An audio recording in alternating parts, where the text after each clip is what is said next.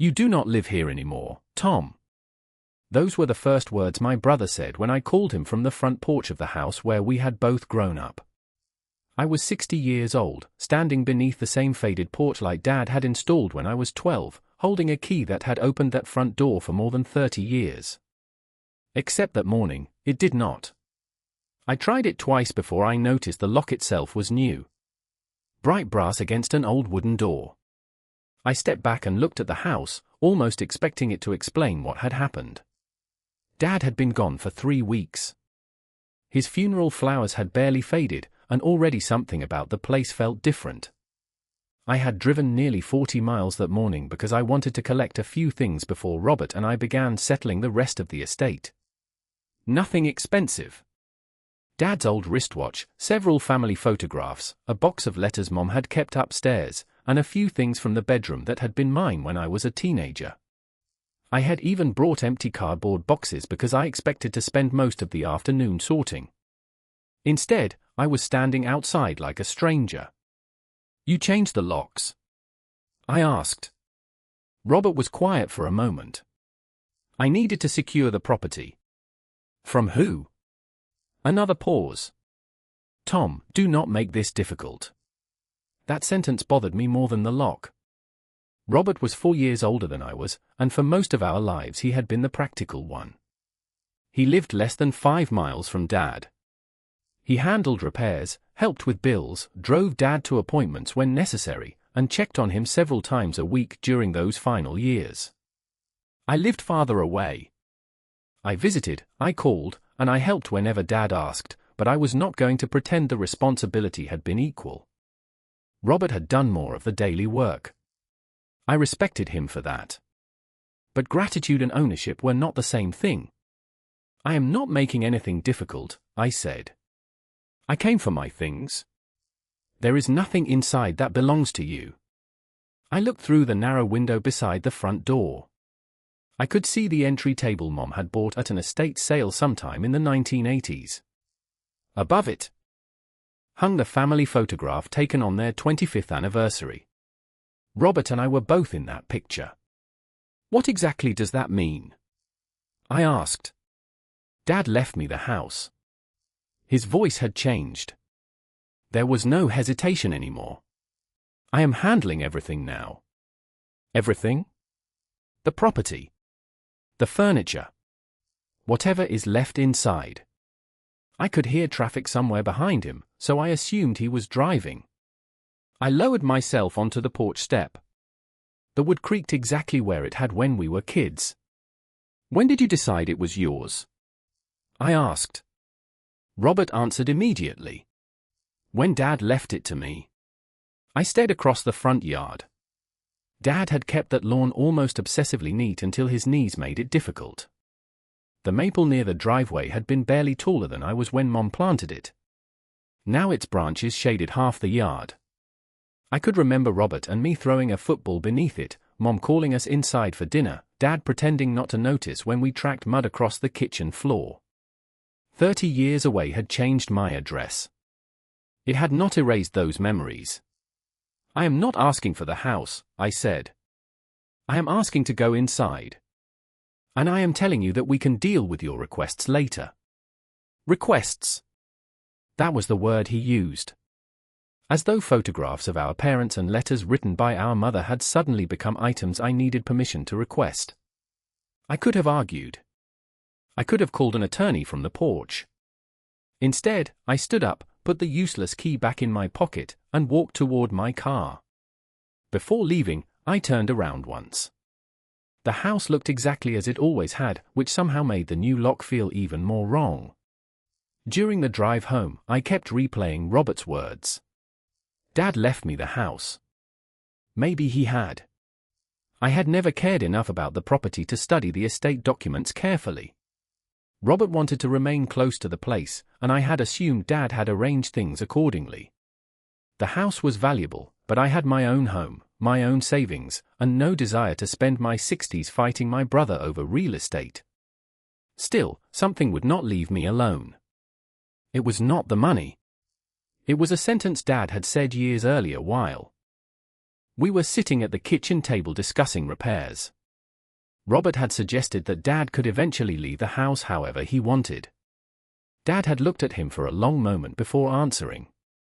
At the time, I barely noticed the words. Now, driving away with a key that no longer opened my childhood home, I remembered them perfectly.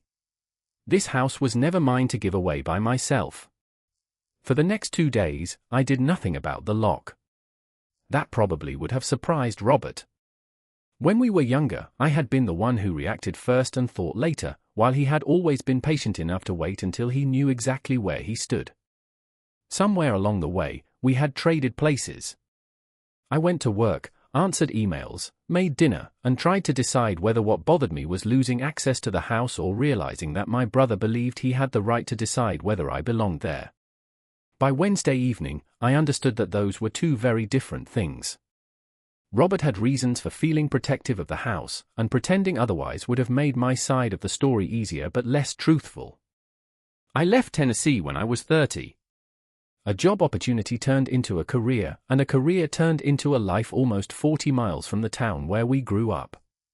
40 miles was not another country, but it was far enough that I was not the person Dad called when a pipe leaked at 10 at night. Robert was. When Dad needed someone to drive him to a medical appointment, Robert usually rearranged his schedule. When a storm damaged part of the roof, Robert found the contractor. When the old furnace stopped working one January morning, Robert was standing in the basement before breakfast. I helped financially when Dad needed it, visited regularly, and called several times a week, but there is a difference between caring about someone and being the person who handles the ordinary problems that arrive every day. Robert carried more of those problems than I did. After Mom died 8 years earlier, the difference became even clearer. Dad had been married to Margaret Bennett for 47 years, and losing her changed the rhythm of his life. He could still take care of himself, but he stopped caring about things that once seemed important. Mail accumulated on the kitchen counter. The lawn went too long between mowings. He sometimes forgot which bills had already been paid. Robert stepped in quietly. He organized the paperwork, set up automatic payments, and started visiting every Tuesday and Saturday. I offered to help, but Robert usually said he had it handled.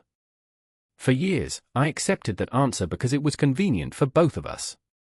Looking back, I wondered whether every time he said, "I have it handled," another small layer of resentment was forming underneath.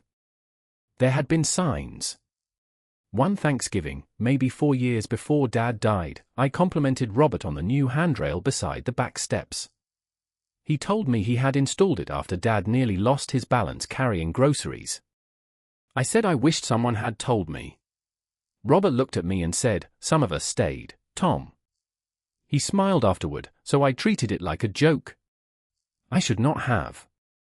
Another time, when I offered to split the cost of replacing the water heater, he told me not to bother because he had already paid for it. When I insisted, he became irritated. At the time, I thought he was being stubborn. Now I wondered if paying those bills had become evidence in a case he had been building silently for years, a case proving that the house belonged more to him because he had sacrificed more for the people inside it. I could understand the emotion without accepting the conclusion. On Thursday morning, I called Robert again. I kept my voice calm.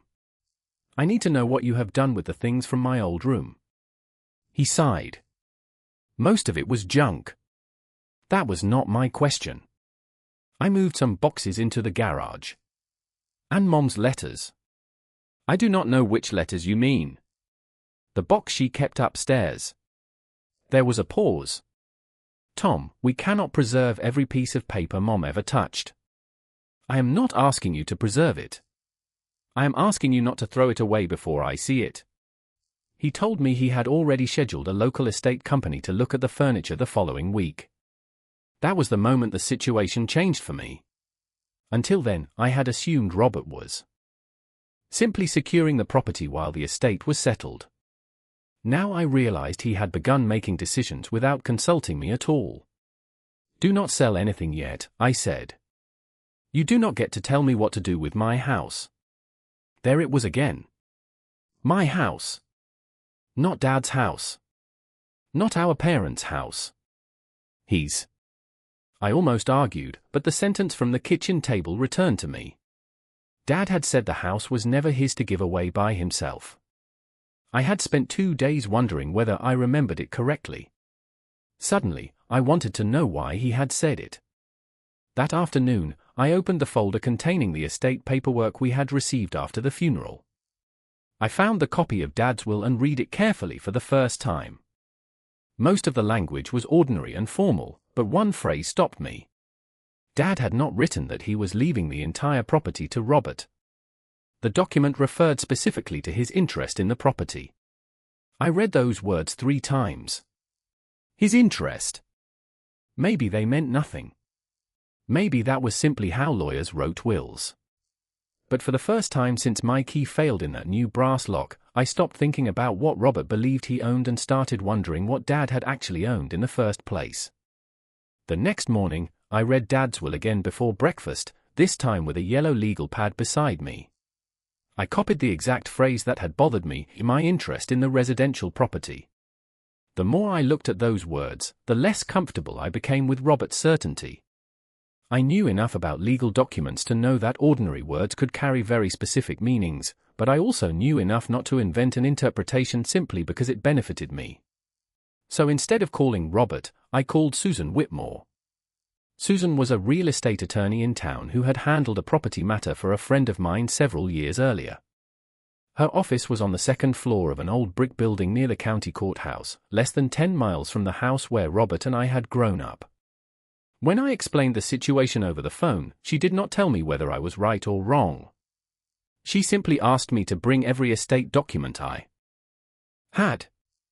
I met her shortly after 10 the following morning. Susan was probably in her late 50s, with silver beginning to show in her dark hair and the patient manner of someone accustomed to hearing families describe property disputes as though the property itself were responsible. I handed her Dad's will and explained the changed locks, the planned estate sale, and the sentence Dad had spoken years earlier. She listened without interrupting. Then she read the relevant section of the will twice. "Your brother says your father left him the house," she asked. "That is what Robert believes. That is not exactly what this says." She turned the document toward me and touched the line I had copied. "This transfers your father's interest in the property. Before we discuss what that means, we need to answer a simpler question. Which is? Who owned the property when your father died?" I almost laughed because the answer seemed obvious. "Dad did." Susan did not respond immediately. "Are you certain?" "He lived there for more than 50 years. That tells me who lived there. It does not necessarily tell me who held title." I thought about Mom. "My parents bought it together, as far as I know." "Then we start there." Susan asked for the address and pulled up the county property information available through her office. The recent records looked exactly as I expected. Henry Bennett's name appeared repeatedly in connection with taxes and property records. If I had stopped there, I would have gone home believing Robert was probably right. Susan did not stop there. She began tracing the chain of title backward. After several minutes, she leaned closer to the screen. "There is an older instrument reference here." She wrote down a recording number and date from more than 4 decades earlier. "What does that mean?" "It means I want the actual document before I tell you anything." We walked across to the records office, where Susan requested copies of several filings connected to the property. Some were old enough that the scanned images were difficult to read. One document referred to a transfer made during a period when I would have been in high school.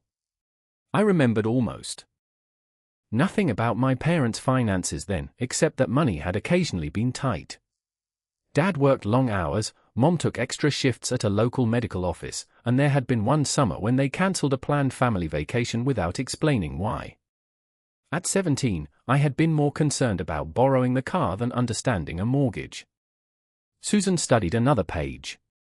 "Was Margaret Bennett your mother?" she asked. "Yes." "And who was Edward Collins?" "My grandfather." "Mom's father?" She nodded slowly. Both names appeared in the older records. That surprised me. Grandpa Collins had died before I finished college.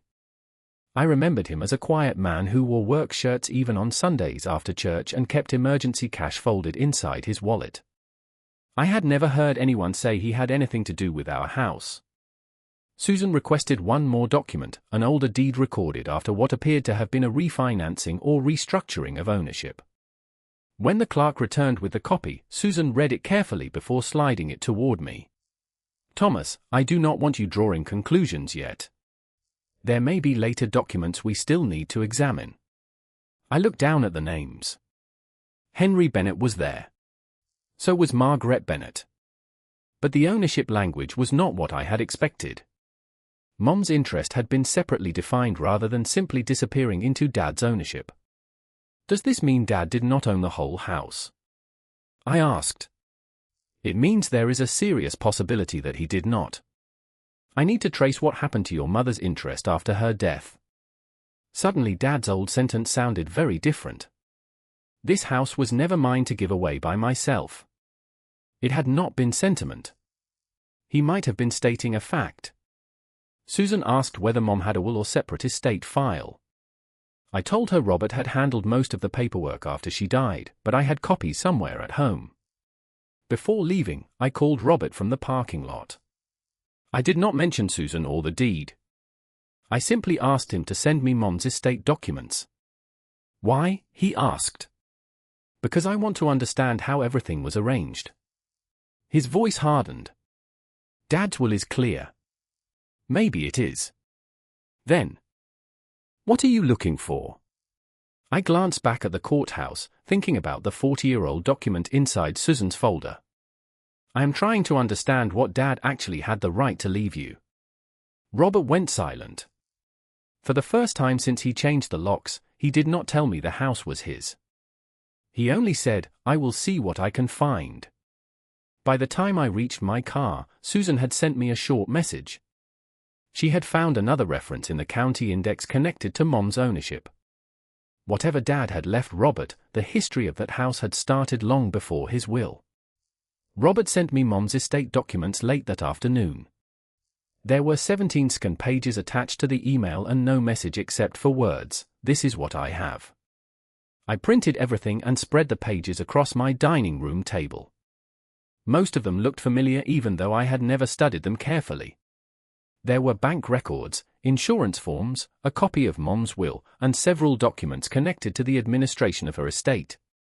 Nothing immediately explained the ownership language Susan had found.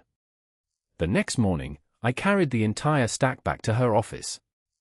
Susan spent nearly an hour comparing dates, recording numbers, and legal descriptions. She occasionally made notes but said very little. Finally, she placed 3 documents side by side.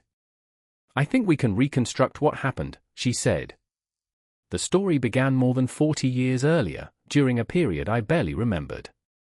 Dad had been working for a regional manufacturing company then, and Mom was working part-time at a medical office. According to the records, my parents had run into serious financial trouble after Dad's employer reduced hours for several months. They had already owned the house, but the mortgage and other obligations had become difficult to manage. My grandfather, Edward Collins, stepped in. He provided money that helped stabilize the property and participated in a restructuring that protected Mom's interest in the house. I stared at the documents while Susan explained it. "Why would Grandpa do that?" "I cannot tell you his motivation," she said. "But the legal effect is clearer." She pointed to the original deed and the later recorded instrument. Dad and Mom did not hold the property in the simple arrangement Robert apparently assumed. Mom retained a separately defined ownership interest. Dad had rights in the property, but he was never positioned to treat the entire house as exclusively his.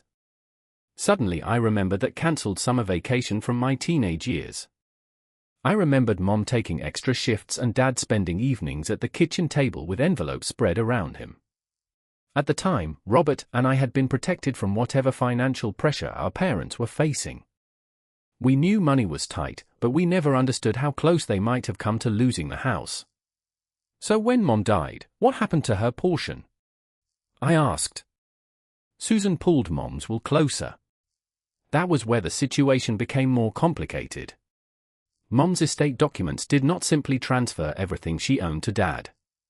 Certain assets went directly to him, but her interest connected to the house had been preserved according to an older arrangement referenced in the estate file. Susan had located the related filing that morning. Under that structure, Mom's ownership interest passed for the benefit of both of her sons, Robert and me. I sat back in the chair. Are you saying I own part of that house? I am saying you appear to have a legal ownership interest that existed before your father's death. I still want a title professional to verify the complete chain before anyone makes a major decision, but yes, that is what these records indicate. And Robert. He also has an interest through your mother, plus whatever valid interest your father transferred to him through his will. I almost laughed, not because anything was funny, but because of how unnecessary the entire confrontation suddenly seemed. Robert had changed the locks because he believed Dad had handed him complete ownership. In reality, Dad could only transfer the portion he legally controlled. So Robert does own more than I do? I asked. Potentially, yes, depending on the final title calculation. But owning a larger share is not the same as owning everything. I thought about standing on that porch, while Robert told me there was nothing inside that belonged to me. Can he legally keep me out? That is a question we should address carefully once the title review is complete.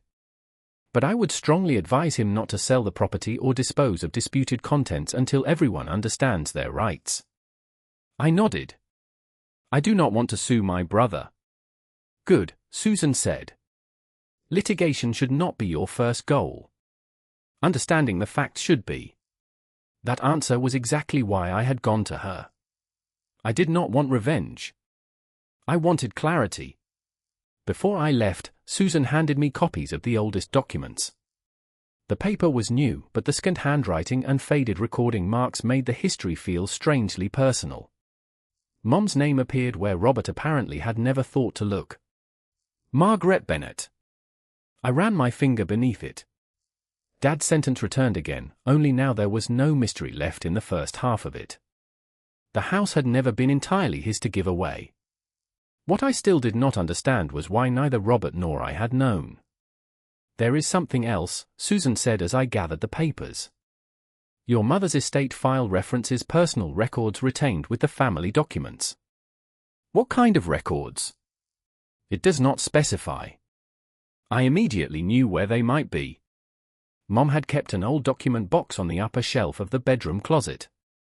After she died, Dad refused to throw it away. Years later, when we were clearing some of her clothes, I saw the box still sitting there.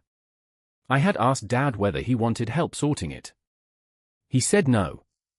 Your mother kept things for a reason, he told me. That box was probably still in the house. The same house I could no longer enter. I called Robert from Susan's parking lot. I need access to Mom's document box. His response was immediate. Why? Because I found the original property records. Silence. What property records? He asked. The one showing Dad never owned the entire house. Another silence, much longer this time. Then Robert said quietly, "What are you talking about?" I looked down at the copy of the deed in my hand. I am talking about Mom's name being on the ownership documents, Robert. And according to the records, part of what she owned passed to both of us years ago. For several seconds, I heard nothing from the other end. When Robert finally spoke, the certainty that had been in his voice since the day he changed the locks was gone. That cannot be right. Maybe that is why Dad kept telling us the house was never his to give away by himself. Robert did not argue with me after that. He simply said he needed time to look at the documents, and for the first time since Dad's funeral, I heard something in his voice that sounded less like anger and more like uncertainty. 2 hours later, he called again. "Come by tomorrow morning," he said. I found Mom's box. I arrived shortly after 9. The same new brass lock was still on the front door, but this time Robert opened it before I reached the porch. Neither of us mentioned my old key. He stepped aside and let me enter. The house smelled faintly of coffee, furniture polish, and the cedar blocks Mom used to keep in the upstairs closets. For a moment, everything felt painfully normal. Dad's recliner was still beside the living room window. His reading glasses rested on the small table next to it. The family photograph still hung above the entry table. Yet cardboard boxes were stacked along the hallway, reminding me that the life we remembered was already being packed away. Robert looked tired. "The estate company is not coming next week," he said. "I cancelled it." "Thank you." "I am not saying you are right. I did not ask you to." That seemed to surprise him. He led me upstairs to our parents' bedroom. The closet doors were open, and several storage containers had been moved onto the bed. The old document box sat near the footboard. It was dark green metal with a silver handle and a small dent near one corner. I recognized it immediately. Mom had kept tax records, warranties, receipts, and anything else she believed might someday matter inside that box. Robert handed me the key. I found it in Dad's desk. Inside were folders arranged by year.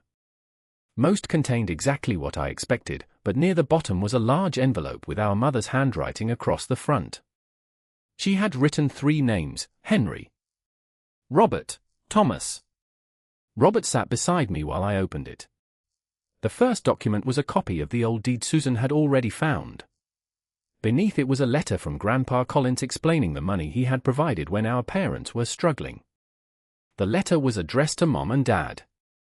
Grandpa wrote that he was helping because the house represented stability for the family, but he wanted Margaret's contribution and security protected. He had watched his daughter work extra hours to keep the mortgage current, and he did not want her stake in the property to disappear simply because financial documents were easier to place under one person's control. Robert read the page twice. "I never knew Grandpa gave them money." "Neither did I." The next document was even more important. It was a handwritten note from Mom dated several years before she died. She explained that she and Dad had discussed the house many times and agreed on one principle. Neither son should ever be made to feel that the family home had been used to measure which child loved them more. I looked at Robert when I read that sentence. He stared at the floor. Mom wrote that Robert had remained nearby and helped them in ways she could never fully repay. She also wrote that my moving away had never meant I loved them less. Our lives had simply taken different directions. Her ownership interest, she explained, was intentionally preserved for both of us because she wanted the house to remain something that connected her sons rather than something that divided them. "She knew," Robert said quietly. "Knew what?" "That I resented you for leaving." I did not answer. There was no point pretending I had never noticed. Robert rubbed his hands together and looked around the room. After Mom died, Dad needed help with everything. Every week there was something. Groceries, repairs, paperwork, doctors, taxes. You would call and ask if I needed anything, and I always said no. I remember. Then I would get angry because you were not helping. I looked at him. "Robert, you told me you had it handled." "I know." He gave a tired laugh. "That is the stupid part. I wanted you to somehow know I needed help after I told you I did not." For years, Robert had been keeping a private account of every sacrifice while refusing to let me contribute to it. I understood now how easily that account had turned into a belief that Dad owed him something. When Dad told me he was leaving me his interest in the house, I thought that meant the house, Robert said. "He never corrected you." "He tried." Robert looked toward the closet. I thought he was talking about Mom emotionally. About respecting her memory. I did not realize he was talking about ownership. We continued through the box. Near the bottom was a sealed envelope addressed only to Robert. He hesitated before opening it. The letter inside was from Dad, written less than a year earlier. Robert read silently until his expression changed. Then he handed it to me. Dad thanked him for every appointment, every repair, every grocery run, and every hour he had spent helping. He wrote that leaving Robert his own share of the property was partly his way of acknowledging those years. But the next sentence mattered more. Dad warned him that his share was not the whole house and never had been. Mom had protected both sons in the original arrangement, and Dad expected Robert to honor that. I handed the letter back without saying anything. Robert stared at it for a long time. Then he reached into his pocket, removed a small key ring, and placed a newly cut brass key in my palm. "I had this made this morning," he said. I closed my fingers around it. "You did not have to." "Yes," Robert said, looking toward the hallway we had both run through as boys. "I think I did."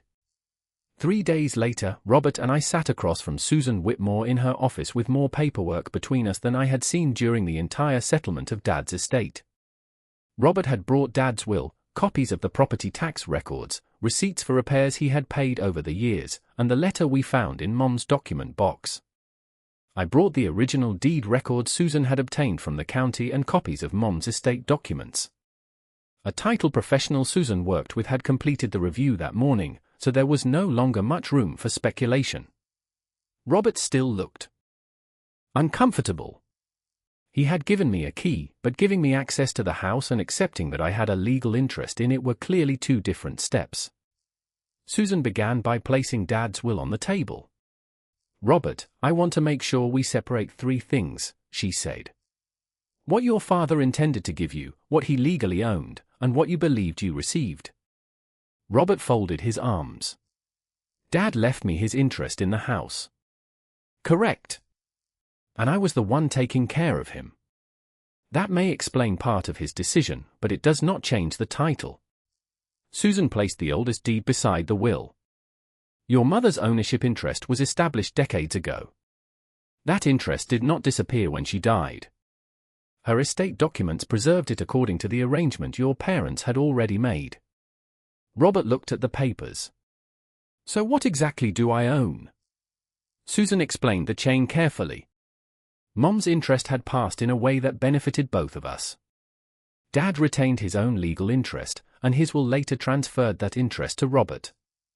The final result meant Robert held a larger share of the property than I did, but he did not own all of it. He never had. "Your father could only leave you what he legally owned," Susan said. "His will could not transfer Thomas's existing interest simply because Henry later died." Robert leaned back and stared toward the window. "I paid the property taxes." "Some of them, yes. I replaced the furnace. I paid for half the roof. I repaired the back steps. I spent thousands of dollars on that house." "Those contributions matter," Susan said. "They can be documented and considered when the property is eventually sold or otherwise divided. But paying expenses does not automatically erase another owner's legal interest." Robert looked at me. "You knew I was doing all that." "I knew some of it. And you let me. Every time I offered to help, you told me you had it handled." His expression tightened. "Because Dad was my responsibility. He was our father." "Then where were you?" The question came out quietly, which made it harder to dismiss. Susan started to speak, but I raised my hand slightly. "It is all right." I looked at Robert. "You want the truth. I was 40 miles away living my life. You were 5 miles away living yours.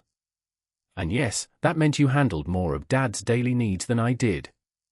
I am not going to rewrite the last 8 years just because we are sitting in a lawyer's office." Robert said nothing.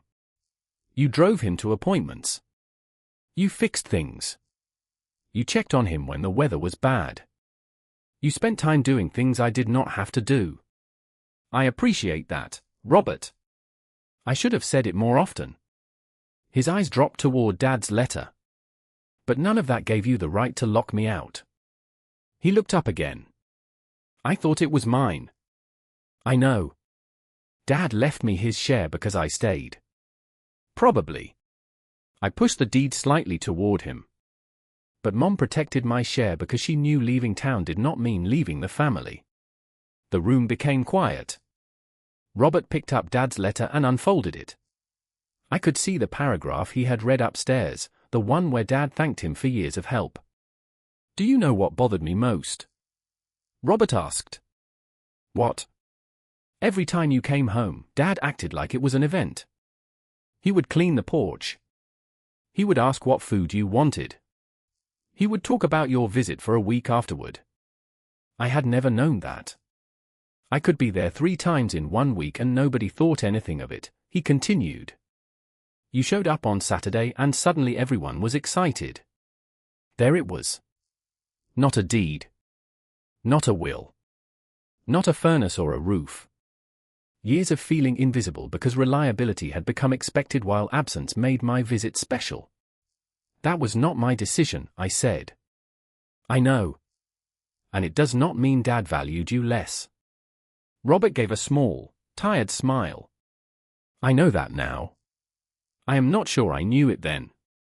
Susan gathered the documents but left the original deed between us. You two have several legal options, she said. You can sell the property, one of you can buy out the other's interest, or you can create an agreement governing ownership and future expenses. You do not have to decide today. Robert looked at me. What do you want? It was the first time since Dad died that he had asked me that question. I thought about the house, the new key in my pocket, and the years Robert had spent caring for Dad. I do not want your share, I said. I never did. Robert frowned slightly. Then what do you want? I looked directly at him. I want you to understand that being the son who stayed does not make you the only son who belonged there. Robert stared at the deed for several seconds. Then he nodded once. It was not an apology, and it did not erase what had happened. But it was the first moment I realized the real dispute between us had never been about how many square feet either of us owned. The house had simply given Robert a place to store years of resentment, and now the original deed had forced both of us to finally open the door. Robert and I left Susan's office separately, but before I reached my car, he called my name from across the parking lot. Do you have somewhere you need to be? He asked. I told him I did not. He nodded toward a small diner 2 blocks away, the same place Dad used to take us for breakfast when we were teenagers. We walked there without saying much. Robert ordered coffee. I ordered the same, and for several minutes neither of us touched the menus. Finally, he looked through the window and said, I was angry at you long before Dad died. I already knew that, but hearing him admit it changed something. How long? I asked. Probably longer than I want to admit. He wrapped both hands around his coffee cup. When you took that job and moved away, everybody was proud of you. Mom told everyone you were building a career. Dad talked about how you had made something of yourself. You had a career too. That is not the point. Robert looked at me. You got to leave. Those 4 words carried more weight than anything he had said in Susan's office. Robert explained that when we were younger, he had planned to move too. He had considered taking a position in Atlanta, but Mom had been recovering from surgery at the time, and Dad was working long hours. Robert decided to remain nearby. 1 year became 5. Then he married, bought a house a few miles away, and built his life around the same town. He did not regret all of it, but somewhere along the way, staying had stopped feeling like a choice and started feeling like an obligation nobody noticed. Then Mom died, he said, and Dad needed more help. I told myself it was temporary. But Dad got older, not younger. There were appointments, prescriptions, grocery runs, yard work, paperwork, and repairs. None of those things sounded enormous individually. Together, they consumed hours every week. You would call on Sunday and ask how Dad was doing, Robert said. I would say he was fine because I had spent Saturday making sure he was fine. I looked down at my coffee. There was truth in that, and I could not defend myself by pretending otherwise. I should have come more often. Robert shrugged. Maybe. But I also should have told you I needed help. I offered. I know. He gave a short laugh. And every time you offered, I said I had it handled because I wanted to be the dependable one. Then I resented you because I was the dependable one. That was probably the most honest thing either of us had said in years. I told him there were times I had assumed he preferred managing everything because he rejected every attempt I made to participate. Robert admitted that was partly true. He liked being the person Dad relied on. The responsibility exhausted him, but it also gave him a place in Dad's life that belonged only to him. Then I would arrive for Thanksgiving or Dad's birthday, and Dad would light up. I hated that, Robert said. Not because I did not want him happy to see you. I hated that I could spend for days fixing things around that house and you could walk through the door with a pie and get the biggest smile of the week. I almost smiled. It was usually a store-bought pie. Robert laughed despite himself. The tension between us loosened slightly. Then his expression became serious again. When Dad told me he was leaving me his interest in the house, I heard something he never actually said. What did you hear? That I had earned it. He looked toward the street. I thought he was finally saying that staying mattered more. I let that sit between us before answering. It did matter more in some ways. You gave him things I did not. Time. Convenience. Being 5 miles away when something went wrong. I cannot pretend those things were equal. Robert nodded.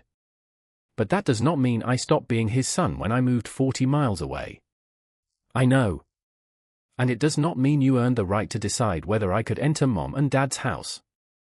His face tightened with embarrassment. Changing the locks was wrong. It was the first direct apology he had offered. Yes, I said. It was. I was angry. And after Dad died, I looked around that place and thought about everything I had done there.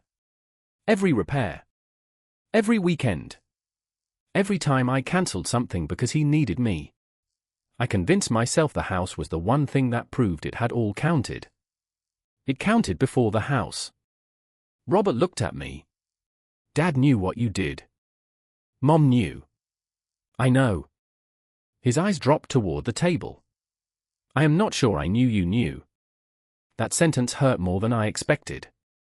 I reached for the check when it arrived, but Robert pulled it toward himself. I have it handled, he said. We both started laughing because we recognized the phrase immediately.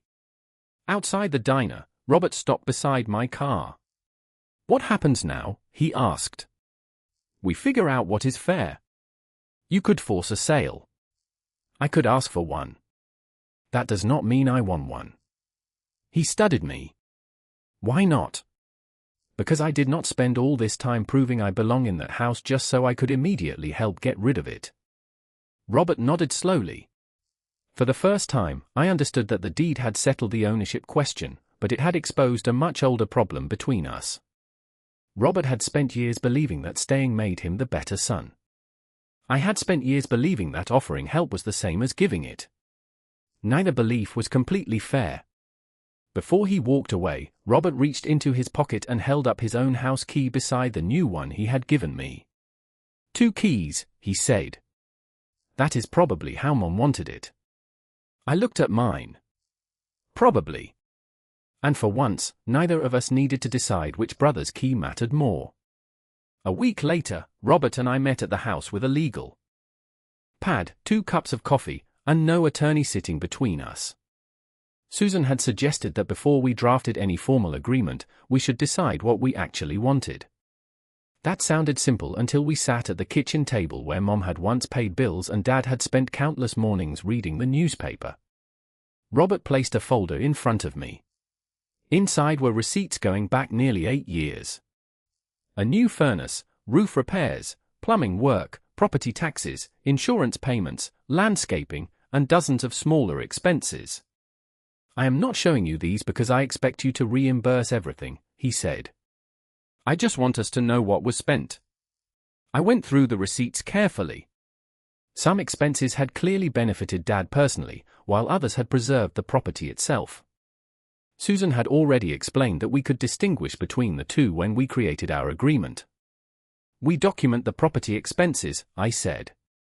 If the house is eventually sold, we account for the money you put into maintaining it. Robert looked surprised. You are willing to do that? Of course. Fair does not mean pretending you contributed nothing just because you were wrong about owning the whole place. He leaned back and nodded. That afternoon became the first time we discussed the house without arguing about who deserved it. Robert told me he was not ready to sell. I was not either. Neither of us wanted to live there permanently, but Dad had been gone less than 2 months, and making a permanent decision while everything still felt temporary seemed foolish. We agreed to keep the property for at least a year. Robert would continue checking on it because he lived nearby. I would contribute to taxes, insurance, and necessary maintenance according to an arrangement Susan could formalize. Any major repair would require both of us to approve it. Neither of us could sell, rent, renovate, or remove significant family property without talking to the other first. Sounds like a marriage, Robert said. Without the anniversary gifts, I replied. He smiled. After we finished discussing the practical details, we began sorting Dad's belongings. This time there was no estate company waiting to place price stickers on everything. We started in the living room. Dad's recliner was worn enough that neither of us wanted it, so we agreed to donate it. His collection of old magazines went into recycling. The television was still useful, but neither of us needed it, so Robert suggested giving it to a local community organization. Then we reached Dad's desk. Inside the top drawer was the wristwatch I had originally come to collect. It was not expensive. Dad had worn it for almost 20 years, and the leather band had been replaced at least twice. Robert picked it up and handed it to me. He told me you wanted this. When? A few months ago. That surprised me. What did he say? He said you always liked it because you gave it to him. I had forgotten that part. I bought the watch for Dad's 60th birthday. Suddenly its value had nothing to do with the watch itself. I slipped it into my pocket. In another drawer, Robert found Dad's old measuring tape and a small set of woodworking tools. He smiled when he saw them. Dad had taught Robert basic carpentry in the garage when we were teenagers. Take them, I said. You sure? They mean more to you. We continued that way for hours. Not everything needed to become an heirloom. Most things were ordinary household objects, and keeping all of them would not bring our parents back. We began asking one question whenever we hesitated over something. Does this carry a story worth keeping? Mom's handwritten recipe book did. Dad's collection of expired appliance manuals did not. The family photographs did. A drawer full of old extension cords did not. By late afternoon, the house looked less cluttered, but it did not feel emptied. On the dining room table, we created separate piles for Robert, for me, for donation, and for things we wanted to preserve together. Mom's document box went into the last pile. So did the original deed, her letter, Dad's letter to Robert, and several photographs of the house from when they first moved in. Robert held up one photograph taken before either of us was born. Mom and Dad stood on the front porch, young enough that I almost did not recognize them. The maple tree near the driveway was not there yet. They look like kids, Robert said. They probably thought they were adults. So did we at that age. He laughed. Before we left, Robert walked to the front door and waited while I locked it with my new key. The lock turned easily. Works better than the old one, I said. Robert shook his head. You are never going to let me forget that, are you? Not immediately. He smiled, and we walked toward our cars. I realized then that the sweetest part of discovering the deed was not proving Robert wrong. If I had wanted revenge, I could have demanded a sale, challenged every expense, and treated his mistake as an opportunity to punish him. Instead, the truth had given us something more useful, boundaries neither of us could ignore, and a reason to finally treat each other fairly. Robert had spent years believing the house was his reward for staying. I had spent years assuming there would always be another Thanksgiving, another visit, another chance to understand what he had carried. Both of us had been wrong about something. The original deed settled only one of those mistakes. The rest we would have to settle ourselves. By the following spring, the house no longer felt like evidence in a dispute. Robert and I had spent nearly 8 months maintaining it together, and the arrangement Susan prepared had done exactly what we needed it to do. Every expense was recorded. Every major decision required both signatures. Neither of us could pretend the other did not belong. We repaired a leaking gutter in October, replaced 2 damaged window frames before winter, and split the insurance and property taxes according to the ownership structure Susan had confirmed. Robert still handled most of the practical work because he lived 5 miles away, but now he sent me the details instead of quietly carrying everything himself. I stopped asking whether he needed help and started taking responsibility for specific things before he had to ask. It was a small change, but somehow it repaired more between us than any conversation in a lawyer's office could have done. Then, one Saturday morning in April, Robert called and asked me to meet him at the house. When I arrived, he was sitting on the front porch with 2 coffees.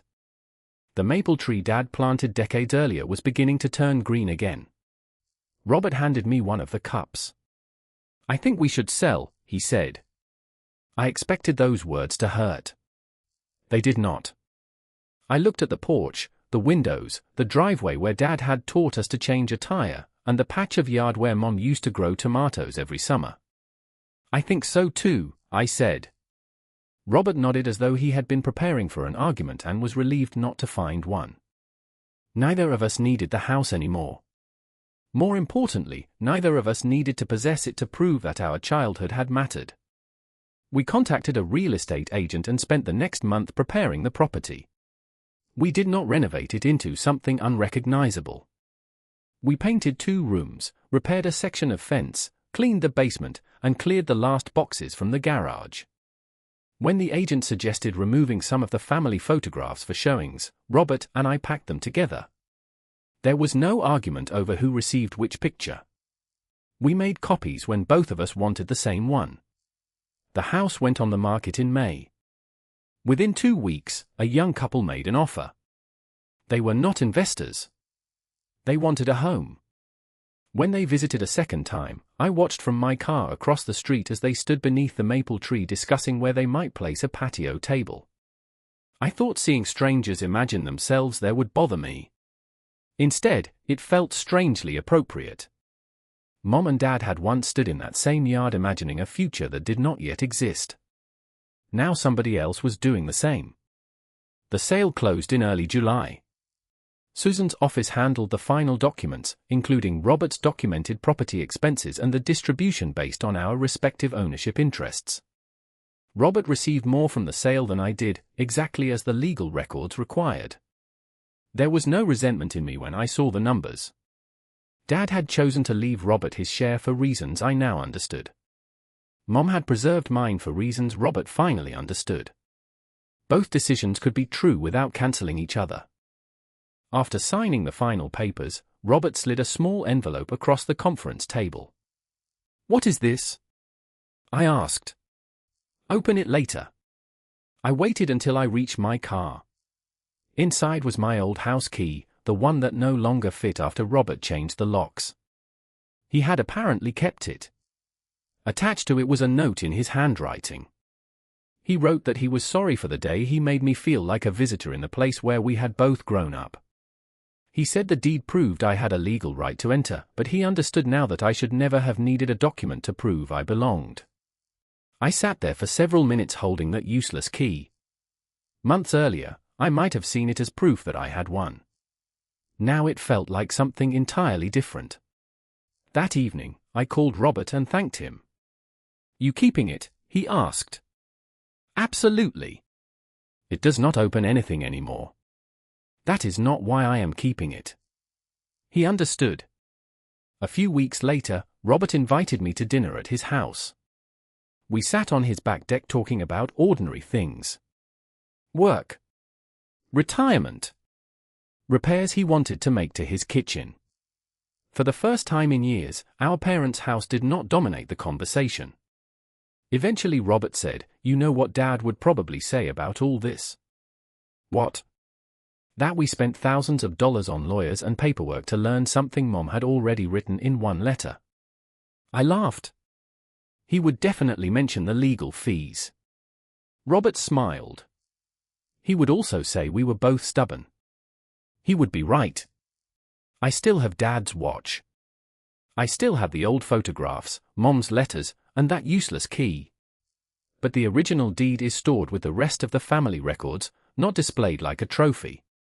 I never wanted it to become proof that Robert lost. It became proof that neither of us had the right to erase the other. My brother had locked me out because he believed inheritance was a verdict on who had been the better son. The truth was quieter than that. Robert had stayed. I had left. He had carried responsibilities I underestimated. I had remained part of the family in ways he underestimated. Dad honored Robert's years of care. Mom protected both of her sons.